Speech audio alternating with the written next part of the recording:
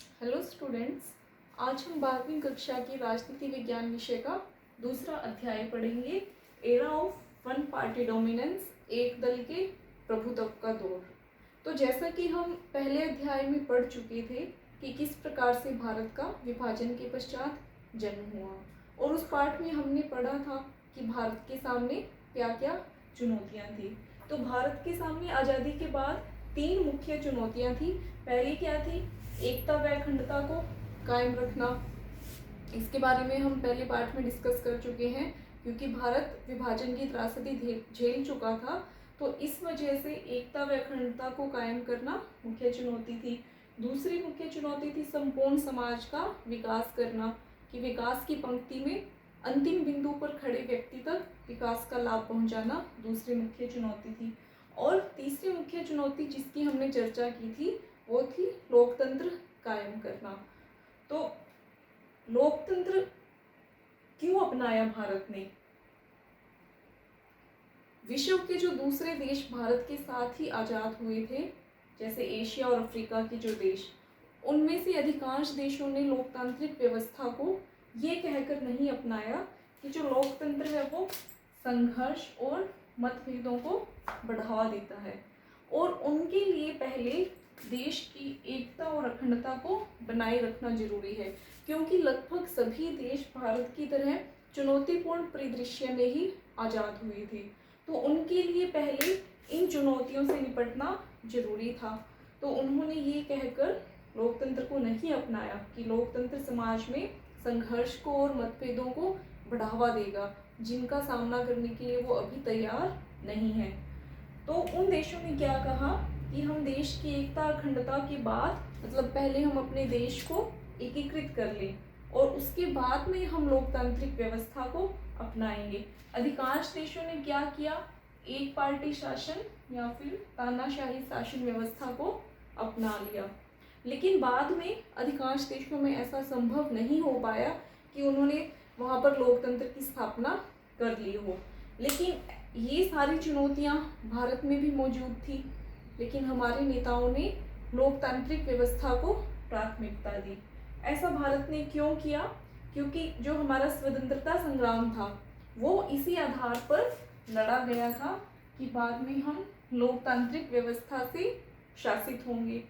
और दूसरा, जो हमारे देश के नेता थे उनका क्या मानना था कि जो संघर्षों और मतभेदों के समाधान का जो श्रेष्ठ तरीका है वो क्या है? लोकतंत्र ही है। यानी कि लोकतंत्र में आम बहस के द्वारा हम एक अच्छे समाधान पर पहुंच सकते हैं। तो इस वजह से फिर हमारे संविधान की प्रस्तावना में लोकतांत्रिक व्यवस्था की घोषणा की गई। हमारी प्रस्तावना में क्या कहा गया है कि भारत एक संपूर्ण प्रभुत्व संपन्न लोकतांत्रिक गणराज्य होगा। तो यहाँ हमारे संविधान के परिचय में ही हमने बता दिया कि हम लोकतांत्रिक व्यवस्था को अपनाएंगे। और इसके साथ ही हमारे संविधान के अनुच्छेद 325 में सार्वभौमिक वयस्क मताधिकार की घोषणा की गई है। यानी कि उस समय जब संविधान लागू हुआ था तब 21 वर्ष से ऊपर की आयु के सभी लोगों को सार्वभौमिक वयस्क मताधिकार दिया गया था।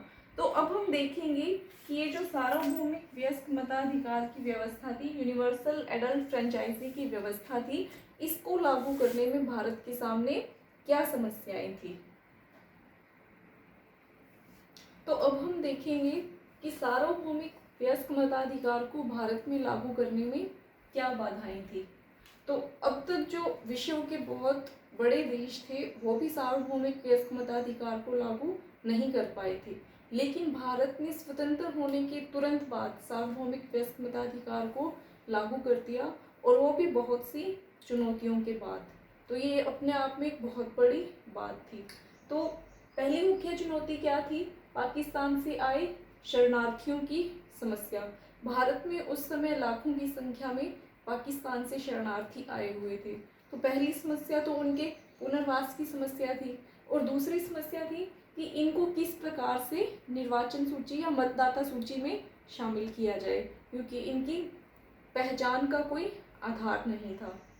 और दूसरी समस्या क्या थी कि जो मतदाता थे। उस समय भारत में कुल 17 करोड़ मतदाता थे, उसमें से 85% मतदाता अशिक्षित थे।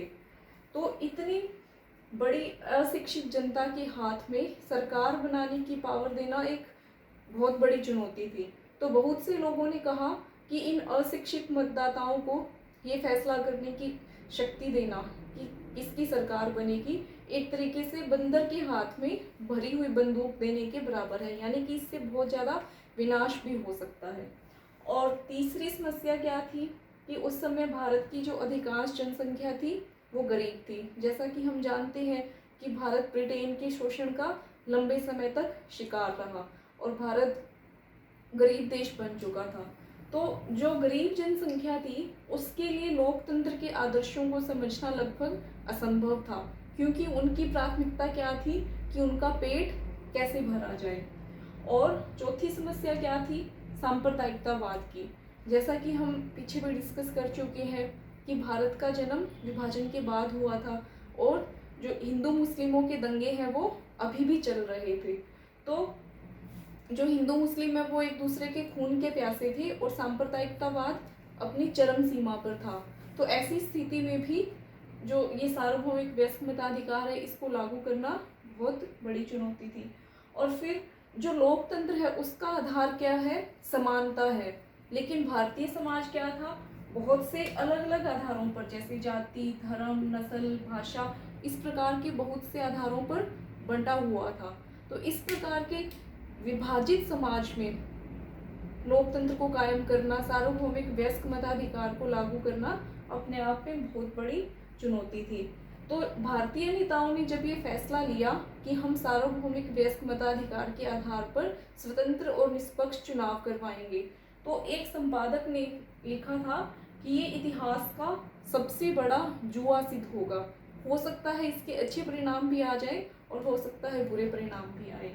और वहीं ऑर्गेनाइजर पत्रिका ने लिखा कि पंडित नेहरू अपने जीवित रहते ही देख लेंगे और पछताएंगे कि सार्वभौमिक वयस्क मताधिकार असफल रहा। इसी तरीके से जो विश्व के बड़े देश थे उन्होंने भी आशंका जताई कि भारत किस प्रकार से चुनाव संपन्न करवा पाएगा और सार्वभौमिक वयस्क मताधिकार को लागू करवा पाएगा। और इसके बाद फिर हमारे चुनाव आयोग का गठन किया गया और चुनाव आयोग का गठन अनुच्छेद 324 के तहत किया गया। सुकुमार सेन को हमारे देश के पहले मुख्य चुनाव आयुक्त नियुक्त किया गया।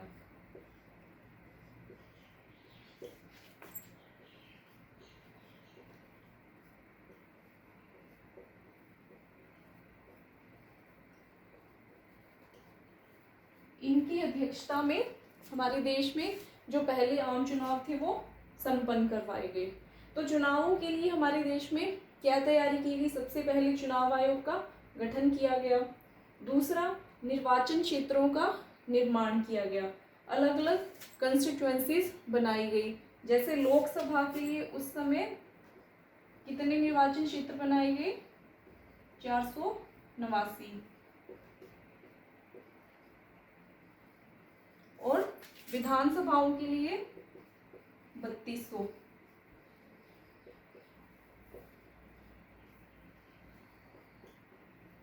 इस तरीके से जनसंख्या के आधार पर अलग अलग निर्वाचन क्षेत्र बना दिए गए। फिर मतदाता सूचियों का निर्माण किया गया और मतदाता सूचियां बनाते समय एक समस्या आई कि जो 40 लाख महिलाएं थी उनके नाम मतदाता सूची में दर्ज नहीं किए गए थे। उनके नाम इस प्रकार से डाल दिए गए कि वो किसी की पत्नी है, किसी की बेटी है। तो फिर जब चुनाव आयोग ने इस प्रकार की मतदाता सूचियां देखी तो चुनाव आयोग ने कहा कि इनको फिर से तैयार करवाया जाए। तो ये जो 40 लाख मतदाताओं की मतदाता सूचियां तैयार करना था, ये भी अपने आप में एक बड़ा चुनौतीपूर्ण काम था। फिर है स्टाफ को प्रशिक्षण। भारत में इससे पहले इतने विशाल स्तर पर चुनाव संपन्न नहीं करवाए गए थे।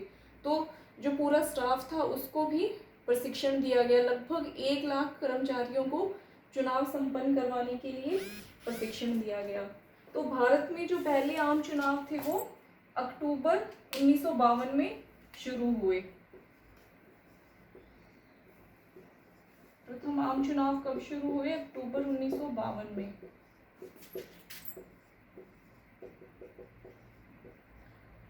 सॉरी 51 में, अक्टूबर 1951 में शुरू हुए और फरवरी 1952 में ये खत्म हुए।